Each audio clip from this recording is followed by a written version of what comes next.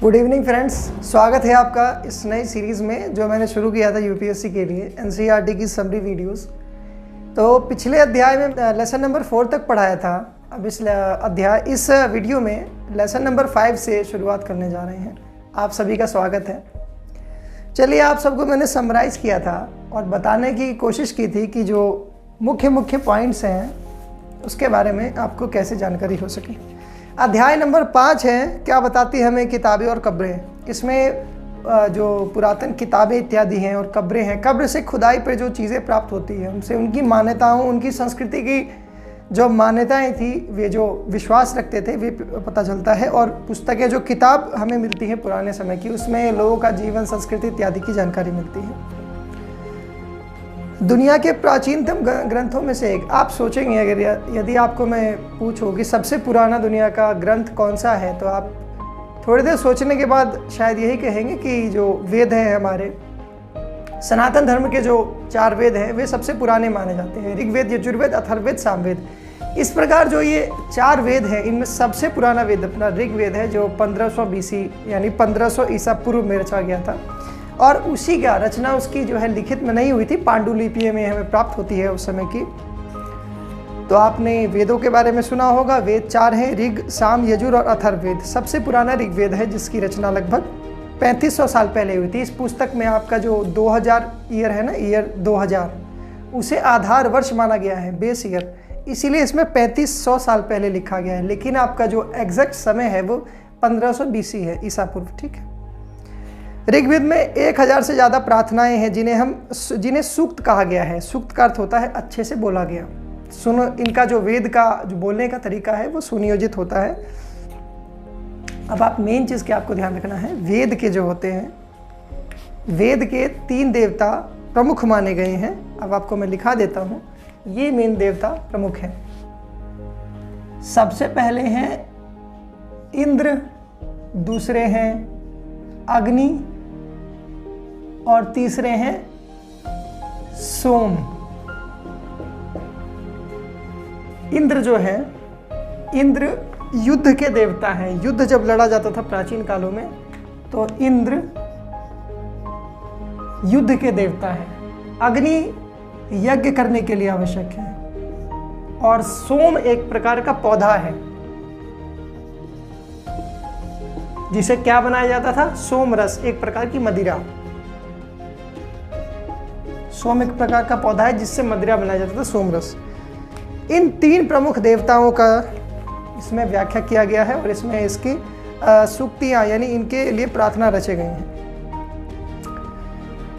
अधिकांश सूक्तों के रचयिता सीखने और सिखाने वाले पुरुष ही थे। कुछ प्रार्थनाओं में महिलाओं की भी जिक्र मिलती है। ऋग्वेद की भाषा प्राक संस्कृत या वैदिक संस्कृत कहलाती है, जो प्राचीनतम। आज की जो संस्कृत है, आधुनिक संस्कृत है जो, और ये जो वेद की जो संस्कृत है, प्राक संस्कृत यानी प्राचीन संस्कृत है। इसमें सभी जो श्लोक हैं उनके आगे इस तरह के ऐसे सूच का ये लिखे चिन्ह बने होते थे, जिसका उच्चारण बोलते समय कम या ज़्यादा करके। अब संस्कृत और अन्य भाषाएं, ये चीज़ें आपको ध्यान रखनी चाहिए। ठीक है, ये चीज़ें आपको ध्यान रखनी चाहिए। संस्कृत जो भाषा है वह सब भाषाओं की जननी है। और एक भाषा का परिवार होता है, जैसे इसमें बताया गया है। एक परिवार है भारत यूरोपीय। भारत यूरोपीय, जिसे हम भारोपीय कहते हैं, भारोपीय भाषा परिवार। इस परिवार की जो भाषाएं हैं, इसमें कई भाषा हैं, जैसे असमिया,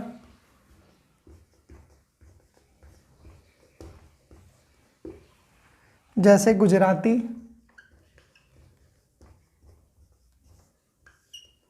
जैसे हिंदी,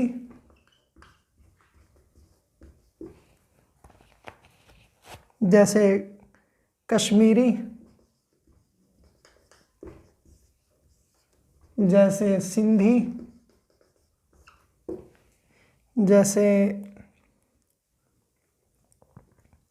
और यूरोपीय भाषाएं।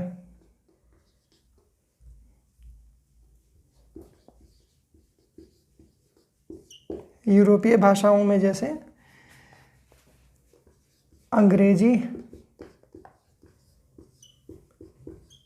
फ्रांसीसी,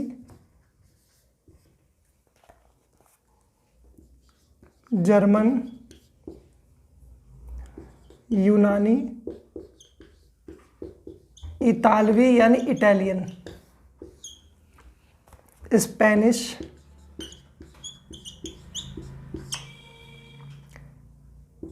ये जितनी भाषाएं आप देख रहे हैं बोर्ड पे, ये सारी और ये सारी, ये सभी भाषाएं एक ही भाषा परिवार की है, जिसे भारोपीय यानी भारत यूरोपीय भाषा परिवार कहा जाता है। ये सब एक परिवार की है। दूसरा परिवार के बारे में बताते हैं आपको। एक भाषा परिवार है द्रविड़।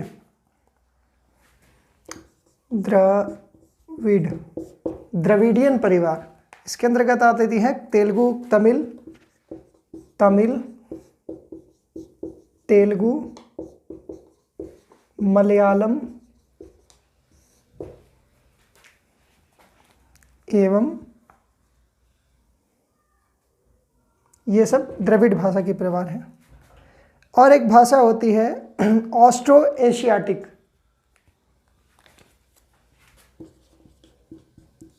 ऑस्ट्रो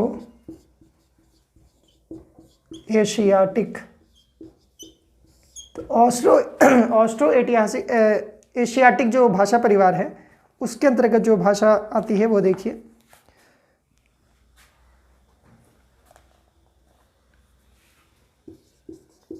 झारखंड,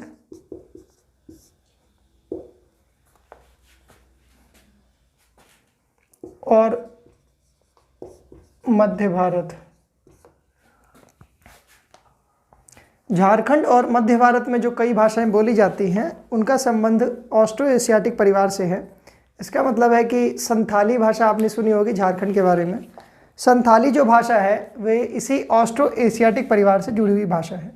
तो हमने 3 भाषा के बारे में जाना, भारत यूरोपीय भारोपीय भाषा परिवार, जिसमें सब बहुत ज़्यादा भाषाएं आती हैं, द्रविडियन लैंग्वेजेस, द्रविड़ परिभाषा परिवार, जिसमें दक्षिण भारत की 4 भाषाएं आती हैं, एवं हमने ये भी जाना कि ऑस्ट्रो एशियाटिक, जिसमें पूर्वोत्तर के भारत के क्षेत्र हैं वो आते हैं, और मध्य भारत के झारखंड इत्यादि के क्षेत्र आते हैं।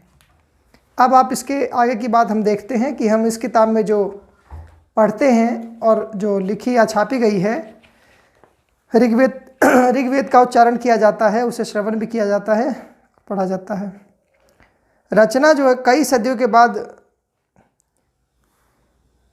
रचना होने के बहुत सदियों के बाद इसका छपाई का काम, यानी इस छपाई का काम मुश्किल से 200 साल पहले हुआ। उससे पहले ये जो चीज़ें थी पांडुलिपि में मैन्युस्क्रिप्ट्स में इसका उल्लेख मिलता है।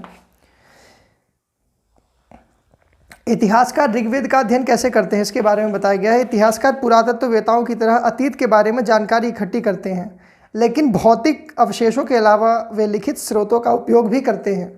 चलो देखते हैं कि ऋग्वेद का अध्ययन कैसे करते हैं।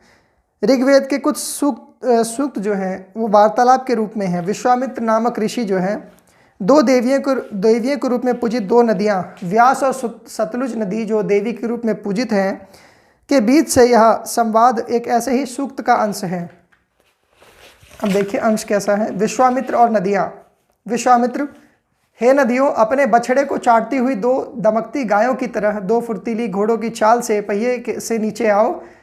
इंद्र द्वारा दी हुई शक्ति से स्फूर्त तुम रथों की गति से सागर की ओर बह रही हो। इंद्र यानी वर्षा कराने वाले। तुम जल से परिपूर्ण हो और एक दूसरे में मिल जाना चाहती हो। नदियाँ जल से, नदियाँ कहती हैं विश्वामित्र से, जल से परिपूर्ण हम देवताओं के बनाए रास्ते पर चलती हैं।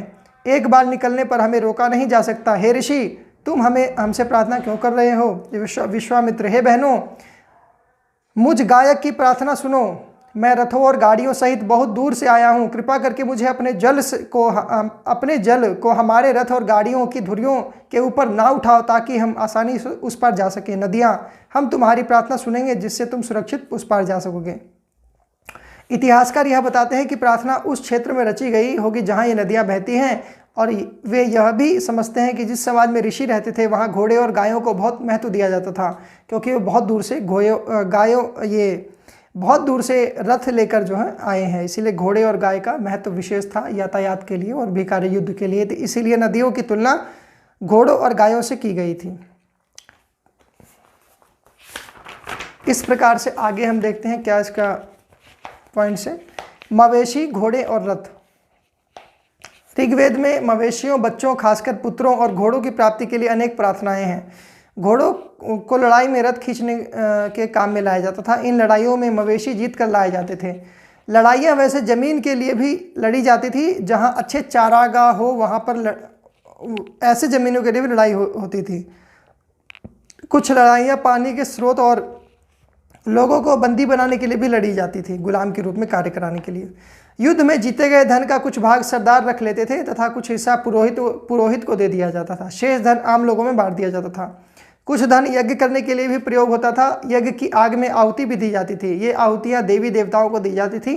घी, अनाज और कभी कभी जानवरों की भी आहुति दी जाती थी। अधिकांश पुरुष इन युद्ध में भाग लेते थे। कोई स्थायी सेना नहीं होती थी, स्थायी सेना नहीं होती थी। इस बात को आप लिख लेना, ध्यान से पॉइंट नोट कर लेना। यानी वैदिक काल 1500 BC स्थायी सेना नहीं रखा जाता था। ये स्थायी सेना तब रखा जाने लगा जब उत्तर वैदिक काल में महाजनपद काल इत्यादि आने लगे, और जब लोहे का, उत्तर वैदिक काल में लोहे का आविष्कार हो गया, लोहे का ज्ञात हो गया, आविष्कार ही कह सके उसको, लोहे का पता चल गया। लोहे के फाल से जुताई होने लगी तो उत्पादन बढ़ने लगा। उत्पादन बढ़ने से क्या हुआ कि नए नए व्यापार बढ़ा, व्यापार से नए नए नगर का उदय हुआ और 600 ईसा पूर्व जो है बड़े बड़े महाजनपद बने। फिर जो है आपस में साम्राज्य में युद्ध होने लगा, राज्यों एक दूसरे जंग में युद्ध होने लगा। इसीलिए स्थायी सेना का व्यवस्था उससे लोहे के आविष्कार के बाद शुरू हुआ।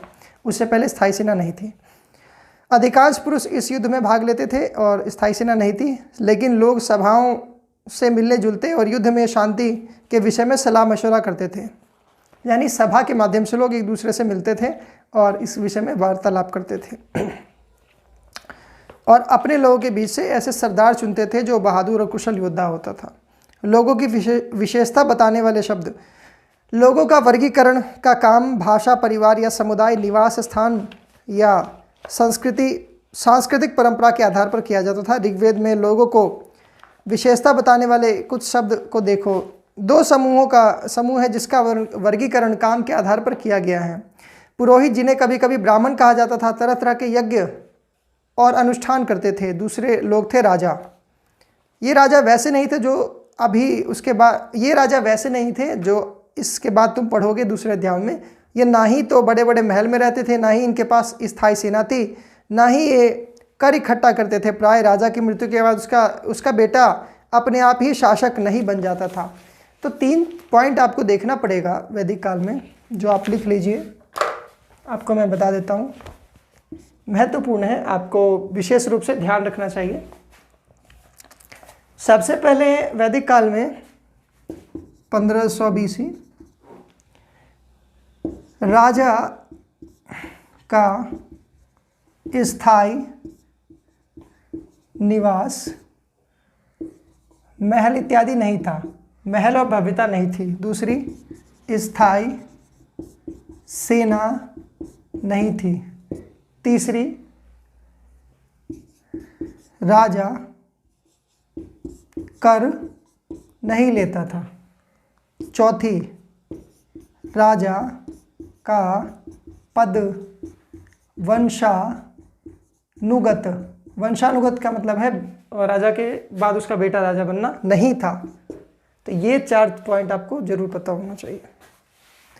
इस प्रकार से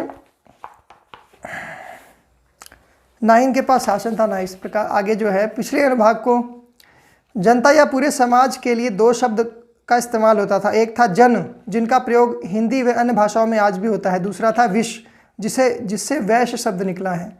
इस विषय पर तुम आगे पढ़ोगे। ऋग्वेद में विश और जनों के नाम मिलते हैं, इसलिए हमें पुरु जन या विश, भारत जन या विश, युद्ध जन या विश जैसे कई उल्लेख मिलते हैं। ये सब बातें आप आगे की नेक्स्ट चैप्टर में पढ़ेंगे।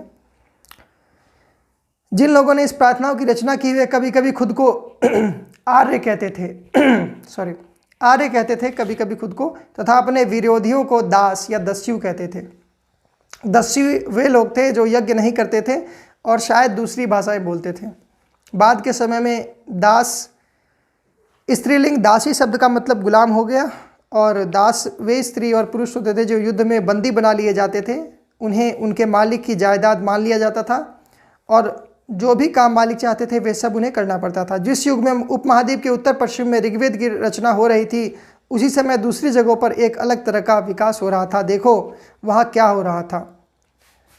वैदिक काल में आपको पता है कि पंचनद कहा जाता है जिसे, ये सिंधु नदी जाती है और ये व्यास, सतलुज, और इस प्रकार से पंचनद ये पाकिस्तान से होती अरेबियन सी में गिर जाती है। तो ये जो भारत का उत्तर पश्चिमी क्षेत्र है, ये पाकिस्तान, ये पंजाब, ये सिंध, ये कश्मीर और ये राजस्थान, उत्तर प्रदेश इत्यादि, ये क्षेत्र जो था पंचनद, जिसे 5 नदी का प्रदेश कहा जाता है, यही क्षेत्र था वैदिक काल का। वैदिक काल 1500 BC। इस क्षेत्र में जो लोग रहते थे उन्हें आर्य कहते थे।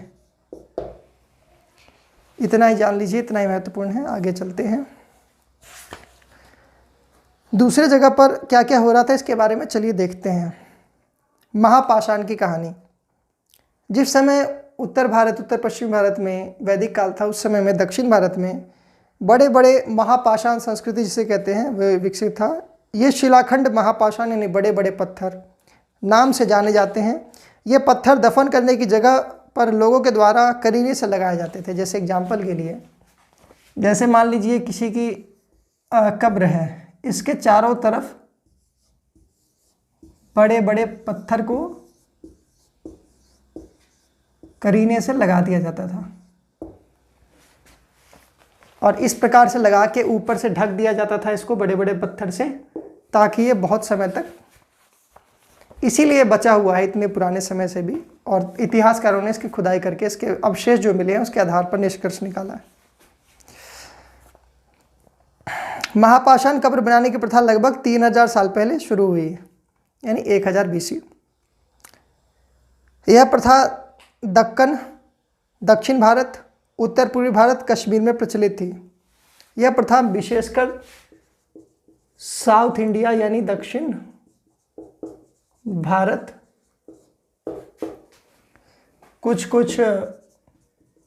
उत्तर पूर्व भारत, दक्कन यानी मध्य भारत और कश्मीर, इन सब में प्रचलित थी। कुछ महत्वपूर्ण महापाषाण पुरास्थल मानचित्र 2 में दिखा गए हैं, इनको आप देख लीजिएगा। इस प्रकार से बड़े बड़े पत्थर लगाए जाते थे। कई बार पुरातत्वों को गोलाकार सजाए हुए पत्थर मिले हैं, कई बार अकेला खड़ा पत्थर मिला है। यही एकमात्र प्रमाण है ये जमीन के नीचे कब्रों को दर्शाते हैं। जिस प्रकार से आजकल हम किसी महान नेता के जो उनका समाधि स्थल होता है उसके पास बड़े से चट्टान को रख देते हैं एवं उनकी समाधि बना देते हैं, उसी प्रकार का प्रचलित प्रथा मान सकते हैं। इन सब कब्रों में कुछ समानताएं हैं। सामान्यतः मृतकों के पास खास किस्म के मिट्टी के बर्तन के साथ दफनाया जाता था, यानी जो मृतक है उसके साथ खास तरह के मिट्टी के बर्तन के साथ उन्हें दफनाया जाता था, जिन्हें काले लाल मिट्टी के बर्तन, ब्लैक एंड रेड वेयर के नाम से जाने जाते हैं। इनके साथ ही मिले हैं लोहे के औजार और हथियार, घोड़े के कंकाल और सामान्यतः पत्थर सोने के गहने। इस प्रकार से हम मान सकते हैं कि इन लोगों का जो विश्वास था, पुनर्जन्म में विश्वास था, यानी मृत्यु के बाद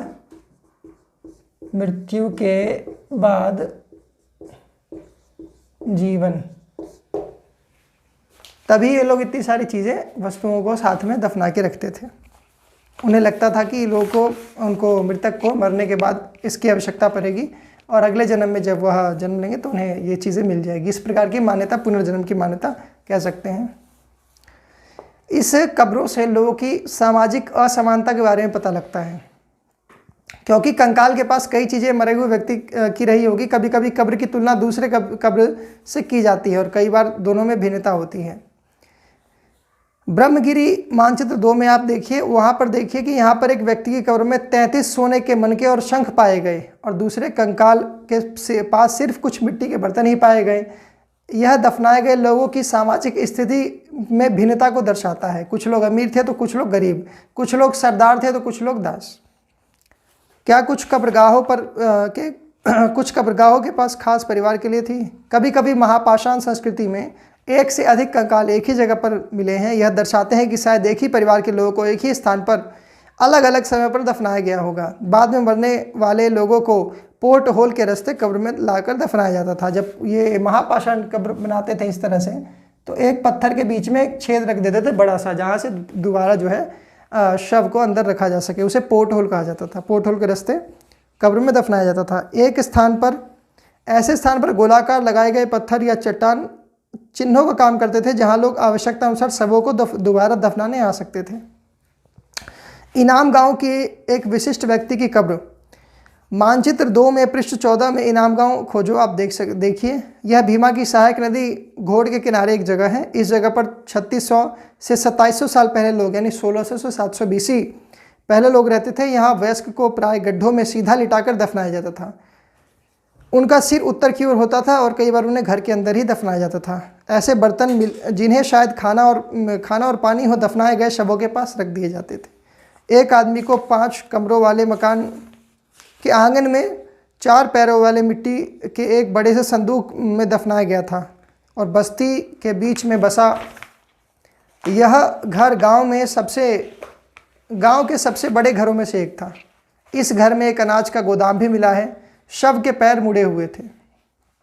क्या तुम्हें लगता है कि यह सरदार का शव था? हो सकता है, क्योंकि इसके जो कमरे थे वह गांव में सब घरों से ज़्यादा इसमें कमरे थे। इसमें अन्नगार यानी कर के रूप में अनाज का भी या अनाज का संकेत मिलता है जमा करने का सरदार के पास, और इस प्रकार के संकेत हमें मिलते हैं। इसका जवाब आप स्वयं सोच सकते हैं। ये जो NCERT में बीच बीच में आपके सोचने के लिए जो लाइन लिखी होती है, वो उसे आप जरूर सोचें और समझें। कंकाल के अध्ययन, ये खास इंपॉर्टेंट नहीं है, आप खुद ही देख लेना। इनाम गांव के लोग के काम धंधे। इनाम गांव में पुरातत्वविदों को गेहूं, जौ, चावल, दाल, बाजरा, मटर, तिल और के बीज मिले हैं। कई जानवरों की हड्डियां मिली हैं। कई हड्डियों पर काटने के निशान हैं। इससे अंदाजा होता है कि इन्हें लोग खाते होंगे। गाय, बैल, भैंस, बकरी, भेड़, कुत्ता, घोड़ा, गधा, सुअर, सांभर, चितकबरा, हिरन, कृष्ण मृग, खरहा, नेवला, चिड़िया, घड़ियाल, कछुआ, केकड़ा एवं मछली की हड्डियां भी पाई गई हैं।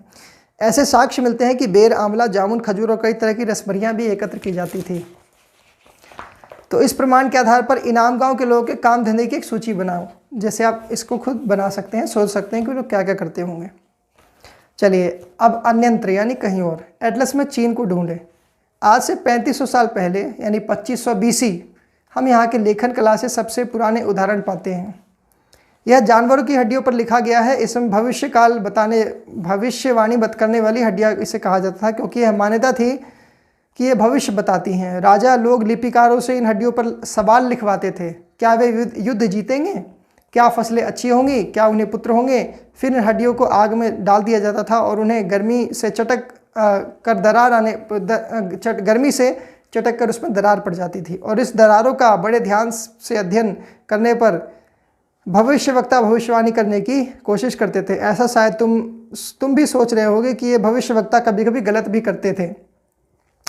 ये राजा शहरों में महल बनाकर रहते थे और उन्होंने बेशुमार दौलत इकट्ठी कर ली थी, जिन्हें बड़े बड़े नक्काशी किए हुए कांसे के बर्तन शामिल हैं। लेकिन वे लोहे का इस्तेमाल नहीं जानते थे। लोहे का इस्तेमाल उत्तर वैदिक काल 1000 ईसा पूर्व लोहे का आविष्कार हुआ। इसके बाद ही लोहा प्रचलन में आया। उससे पहले कांसा, तांबा ये सब प्रचलित था। चलिए ऋग्वेद के राजा और इन राजाओं के बीच में फ़र्क आप सोच लीजिएगा। दोनों के जो मैंने पॉइंट्स बताए थे इस प्रकार के, इनसे तुलना कर लेना। चलिए आज के इस अध्याय में यही समाप्त होता है। आज के लिए इतना ही। धन्यवाद।